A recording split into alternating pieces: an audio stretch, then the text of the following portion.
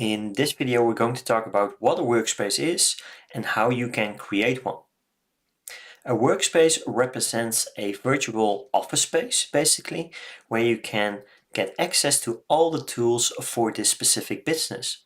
You can think of all the chatbot channels, the e-commerce settings, the Stripe account access, and the creation of mini apps. This virtual office, aka workspace, allows team members to collaborate with each other on all the different chatbot channels. To create a workspace, it's really easy to do. The only thing you need to do is go to the top left corner and press the drop down. And from here, you will be able to create a new workspace as the last given option. Once pressed,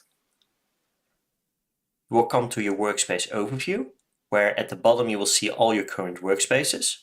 And on top, you will be able to create a new workspace by giving it a name. Once your name is inserted, just press the button Create. And from here, your workspace will end up in the current workspaces overview. In the next video, we're going to show you how you can manage your workspace settings.